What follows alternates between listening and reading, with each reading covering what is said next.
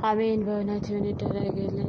በሥላሴ መቅደም ስብ ወቅዱስ እኮ ወቅዱስ እየተባለ በፍጹም ምስጋና የሚመሰገን አንድ አምላክ በሚሆን በአብ በወልድ በመንፈስ ቅዱስ በማመን የሥላሴን ጥንት ሕልውና የሚናገር መጽሐፍ ለመጻፍ እንጀምራለን። ነገር ግን እግዚአብሔር በሰጠን የችሎታ መጠን ለመናገር እንሞክራለን እንጂ ጽፈንት ለመጨረስ ችሎታ አይኖረንም። የምስጋናችንን ነገር ሰማይና ምድር ወረቀት ወይም ብራና ቢሆንም ከፍጥረትም ሆነ እስከ ልቀትም ያለውን ረዳዛም ቀልም ቢሆን ይልቁንም ዓለም በጠቅላላ ለዚህ ተግባር ተጽፎ የሚያልቅ አይደለም ለዘላለሙ አሜን። በእውነት ሰማይና ምድር ከመፈጠራቸውም አስቀድሞ ሥላሴ ብቸኝነታቸው ክብራቸው በአካል ሶስት በመለኮትና በፈቃድ በባህልና በትእዛዝም ግን አንዳችም ልዩነት ሳይኖርባቸው የነበሩ ናቸው። አብ ያለ ወልድና ያለ መንፈስ ቅዱስ ለአንዲት ሰዓት እንኳ ብቻ የነበረበት ጊዜ የለም። ወልድም ያለ አብና ያለ መንፈስ ቅዱስ ለአንዲት ሰዓት እንኳ ብቻ የነበረበት ጊዜ የለም። መንፈስ ቅዱስም ያለ አብና ያለ ወልድ ለአንዲት ሴኮንድ እንኳ ብቻ የነበረበት ጊዜ የለም። ለአብ ከወልድና ከመንፈስ ቅዱስ የተለየ ልዩ ፈቃድ የለውም። ለወልድም ከአብና ከመንፈስ ቅዱስ የተለየ ልዩ ስልጣን ካቢነት የለውም። ለመንፈስ ቅዱስም ከአብና ከወልድ የተለየ ምንም አይነት ስልጣን የለም። በማለያየት በመዋረና በመፍረስ ፍጹም ልዩነት የለባቸውም። በአንድነት በሶስትነት ይሰግዳሉ፣ ያመልካሉ። ሁሉንም በየነገዱ በመፍጠር ትክክል ናቸው እንጂ ጉድለት ወይም መጸጸት ያሳዩበት ጊዜ የለም። እንደዚሁም ለአብ ወልድ መንፈስ ቅዱስ በአንድ ቃል ሰውን ባሪያችንና በምሳሌያችን እንፍጠር አሉ። እነሆ በመጀመሪያዊቱ ዕለት በዕለተ እሑድ 8 ፍጥረታትን ማለት ሰማይና ጨለማን፣ ብርሃንና ነፋስን፣ እሳትና ውሃን፣ መላእክትንም ፈጥረው መላእክትን ግን በአይነቱ ነገር ከፈላቸው። የመላእክቱን አለቃቸው ሳጥናኤል ዲያብሎስ ነበረ። ከዚህ በኋላ መልአኩ ቅዱስ በመላእክትን በሙሉ ጨለማ ጋረዳቸውን ሸፈናቸው። በዚህም ጊዜ መላእክት እርስ በራሳቸው ማን ፈጠረን? ጌታችንስ ማን ዮሐንስ እናመልካለን ተባባሉ።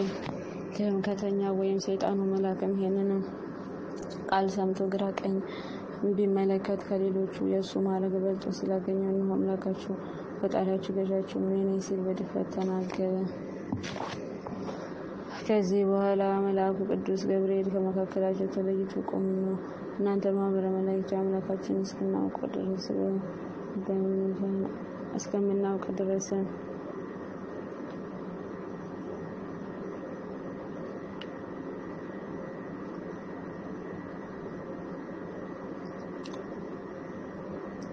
እስከ አምላካችን እስከናውቅ ወይም እስከናገኘው ድረስ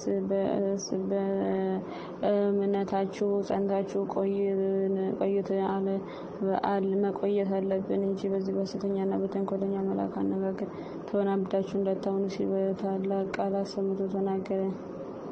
በዚህን ጊዜ ኪሩቤልና ሱራፌል ዙፋኑን ተሸከሙ። የሥላሴ ብርሃነ መለኮት ተገለጠ፣ አንጸባረቀ። በዓለም ሁሉ ላይ ብርሃን ይሁን አለ።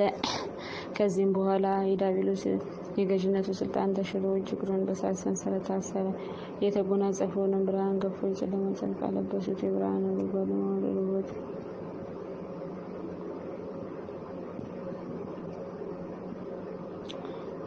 አወረዱበት።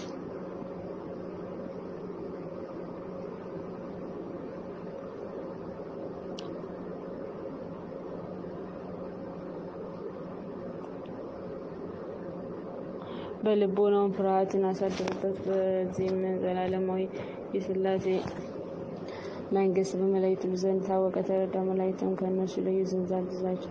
እነሱም ከመካከላቸው አገዙት፣ ለዩት። ስሉስ ቅዱስም አንተ ያድርጉን ከእኛ ራቅ፣ መኖሪያ መንጸፈ ይሁን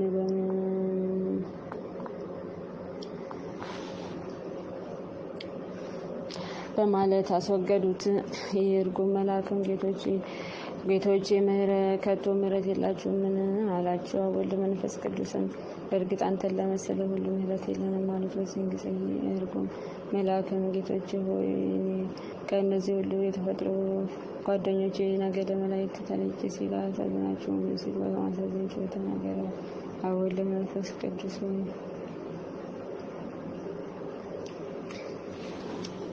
መንፈስ ቅዱስ በማይቻለው አምላክነት በባህሪያችን ለመፈታተን የማታልፈው ነው።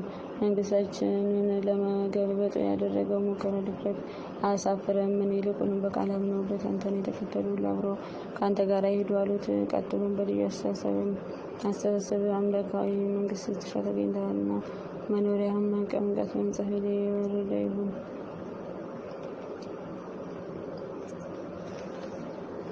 የወረደ ይሁን አሉት። ቀጥሎም በልዩ አስተሳሰብ አምላካዊ መንግስት ስትሻ ተገኝተሃልና መኖሪያህም መቀመጫት በመንጻፍ ላይ የሆኑ ቅዱስ ስማችን በተጠራበት ቦታ ሁሉ አንተ በሳት አትድረስ። ወገኖችም ላይ ተሙን በጠላትና ሲነሱብህ ባለት ድንጋይ በሳት መንዳ ራስራት ቀጥቅጡት አሉት።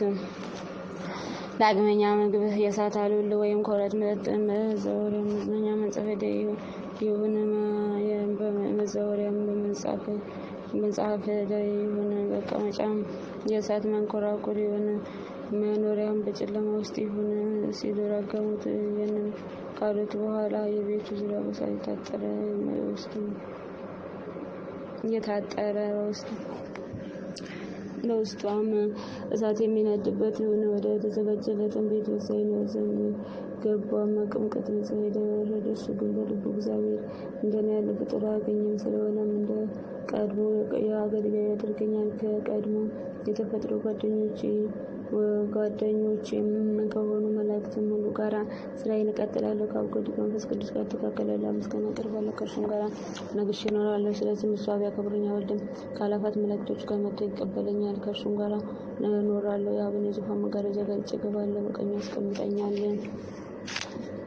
ከዚያም በሱ ላይ ሰለጥናለሁ። ከወልድ ድረስ ሰዱ ነጥቃለሁ። ከመንፈስ ቅዱስም ላይ የብርሃናት ስጀ ቀዳጃለሁ። በዚያችም ለማድረግ ያዋረደችኝ እና እጅግ አሳፋሪ በሆነችው ዙፋኔ ባለቤት እሆናለሁ። ከዚያም የቀደመውን ስልጣኔን በእጅ ካደረገ በኋላ ከኔ አፉን ገፈ ሊጠራው መመሪያ ሳይቀባ ያቀር በእኔ ስልጣን ላይ ያለው ላይ የተቀመጡትን ጠላቶችን ሁሉ በቁጥጥሬ ስር አውላቸዋለሁ በማለት ታወ ይህንንም በልቡ ሀሳብ በሚልበት ዳግሮች ትሎ በማይጠፋበት በትሰው ወደማያልቅ በጠፋበት በሲኦል በጨለማ ወደ ተወሩ በሰጠ መሰረት እንደዚሁ ወደ ጠላቶች በሲኦል መካከል ባለ ጨለማ ውስጥ ይጣሉ። የአገልጋዮችን አመላሽ በክርስቲያን በእናንተ ባበሉ መንፈስ ቅዱስ ታነጽ እስከ ዘላለም ድረስ አሜን።